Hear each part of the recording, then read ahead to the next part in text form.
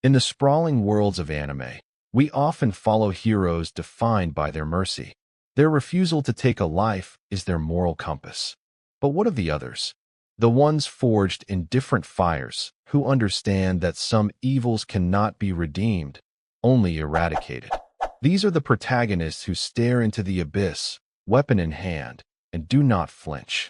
Today, we count down 15 anime protagonists who are not afraid to kill. Our journey begins not with a man, but with a vessel of stolen flesh. Hyakkimaru was born a sacrifice, his body bartered to demons for his father's power.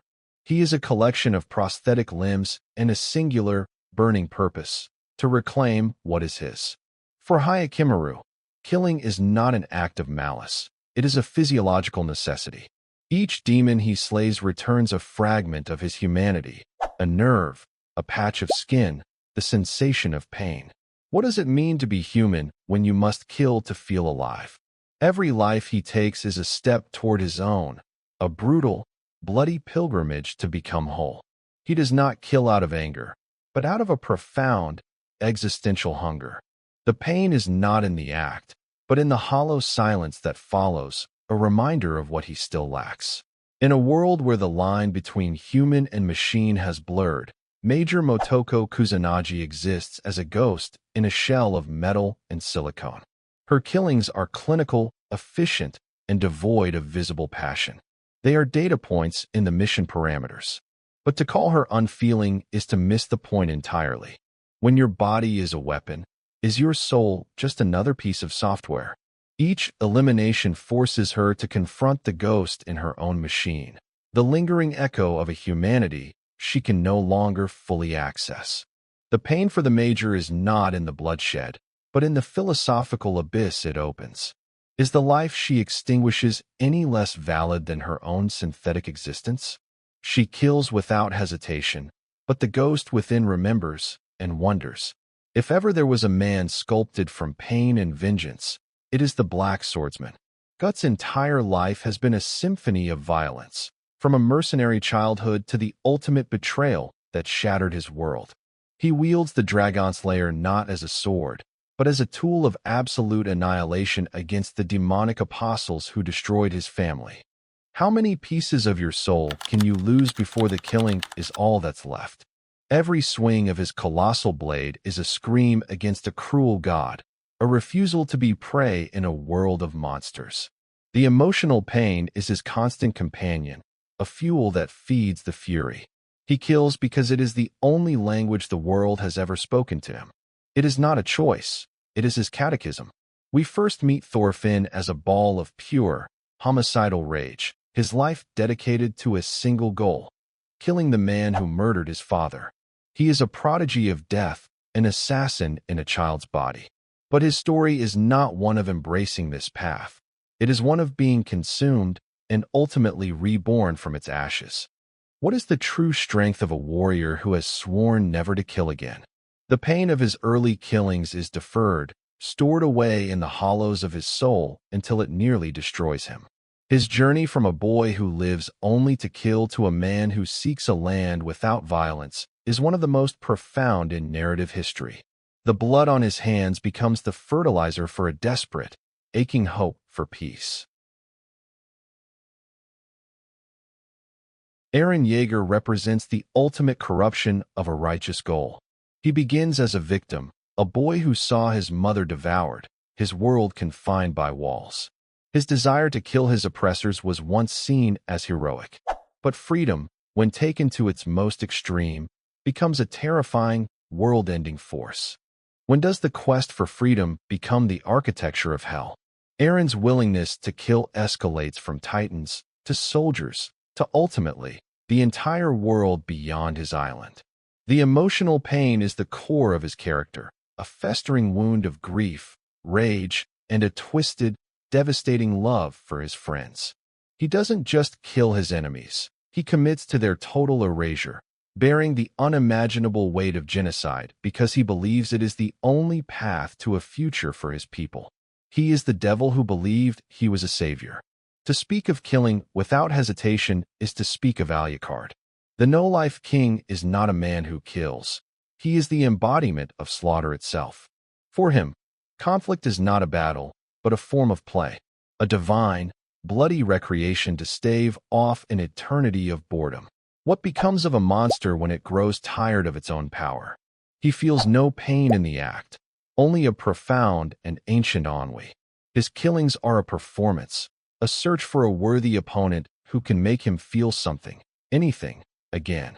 He is a force of nature with a gun, and his humanity, if any remains, is buried under centuries of bloodshed and the crushing weight of his own invincibility.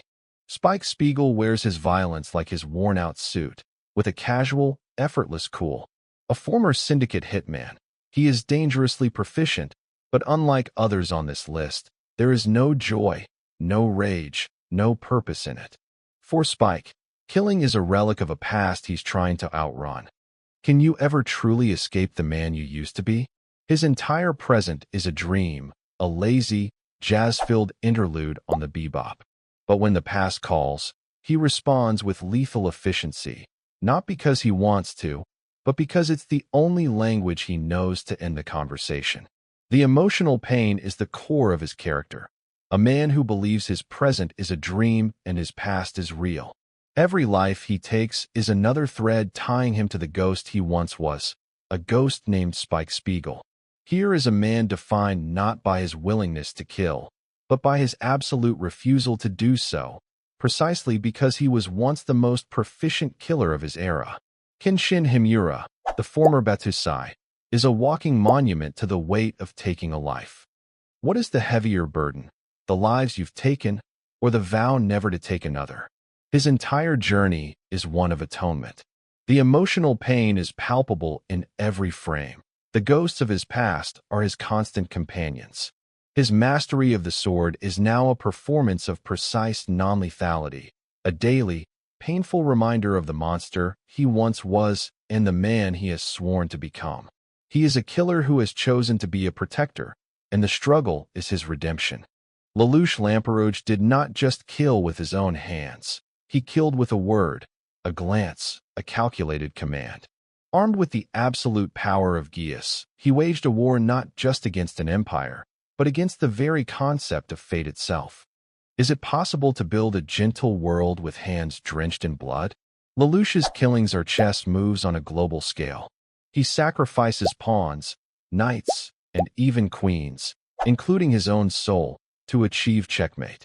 The emotional pain is the distance he must create between his heart and his actions. He becomes the demon emperor, a tyrant who must be hated by the world so that the world can unite in peace. His is the ultimate sacrifice, to be remembered as a monster, so that everyone else can live as humans. What happens when the power to kill is made as simple as writing a name?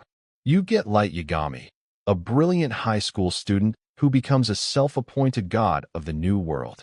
For Light, killing is not a means to an end. It is the very foundation of his new world order. Can absolute justice ever be born from absolute corruption? He feels no emotional pain, only the cold, intoxicating thrill of playing God. Each name he writes is a judgment, a cleansing of the world's filth. His descent is a philosophical horror story, a chilling exploration of how the noblest of intentions, when fused with absolute power, can create the most monstrous of villains. He doesn't hesitate because, in his mind, he is not taking lives. He is pruning a garden. Kaneki was a boy who loved books, a gentle soul who believed the world was a story. Then, he was remade into a half-ghoul, a creature that must consume human flesh to survive. His journey is a brutal metamorphosis from a pacifist who refuses to kill into a predator who must, in order to protect what he loves. To survive in a world that wants to devour you, must you first learn to devour the world? The pain is excruciating, a constant battle between his human morality and his ghoul instincts. When he finally breaks and accepts the killer within, it is not a moment of triumph, but of tragic necessity. He becomes strong, but that strength is paid for with the last shreds of his innocent self. Humanity's strongest soldier is not defined by rage, but by a chilling, pragmatic efficiency. Levi Ackerman was raised in the filth of the underground and learned that survival is a brutal, unforgiving calculus. He kills titans and humans with a flawless, dispassionate grace. In a world of monsters, is it a strength or a weakness to feel nothing as you kill? Levi's emotional pain is not expressed in screams, but in the silent moments afterwards, the careful cleaning of his blades, the stoic arrangement of the fallen comrade's gear. Each life he takes, each comrade he loses, is another brick in the wall around his heart. He kills without hesitation because hesitation gets everyone killed. He is the necessary blade, sharpened by loss, wielded for the survival of the few. He has no other name. He seeks no other quest. His purpose is singular, absolute, and horrifyingly simple: slaughter every goblin he finds. Goblin Slayer is not a hero in the traditional sense. He is a force of extermination. When trauma defines your entire existence, are you saving the world or just avenging your own? His killings are methodical, brutal, and without a shred of glory. He uses poison, flood, fire, whatever it takes. The emotional pain is the foundation of his being, a childhood horror that left him hollow. He does not kill for justice or for fame. He kills because he believes it is the only way to prevent his own tragedy from repeating in the life of another. He is a broken man who has made himself into a weapon for a single, ugly, necessary war. And at the pinnacle, we find a leader, not a lone wolf. Satsuki Kiryuin projected an image of an iron-willed tyrant, willing to crush any opposition underheel to maintain her absolute rule. She spoke of conquest and control, and her will was law. What if the greatest villain you know is secretly the world's only hope? Satsuki's entire reign of terror was a meticulously crafted lie. From the moment she could understand, she knew she had to defeat a godlike, world-ending threat, her own mother. To do that, she needed an army, and to get an army, she had to become a dictator. Every life she ostensibly sacrificed, every cruel act, was a calculated move in a desperate, lifelong gambit to save humanity. Her willingness to be seen as a killer and a monster was the ultimate sacrifice. She bore the world's hatred so she could one day grant it its freedom. She is the queen who played the part of the devil, and her throne was built not on pride, but on a burden no one else could ever comprehend. Itachi committed the most horrific act imaginable, the genocide of his entire clan. But his story is the ultimate paradox. His willingness to kill was the greatest act of love and sacrifice ever depicted. What kind of love demands the ultimate hatred? Itachi carried the weight of being the most hated man in the world, all to prevent a war and protect his little brother. The emotional pain was his entire existence. He lived as a villain so that his brother could live as a hero. He didn't just hesitate to kill, he was destroyed by it. Yet he did it anyway for a greater good. He is a martyr who asked for no remembrance, a killer whose heart bled more than his victims. From tragic anti-heroes to pragmatic soldiers and tyrants with secret hearts of gold, these protagonists remind us that the line between hero and monster is often drawn in blood. Their stories force us to ask, in the face of absolute evil, is mercy a virtue or a fatal flaw?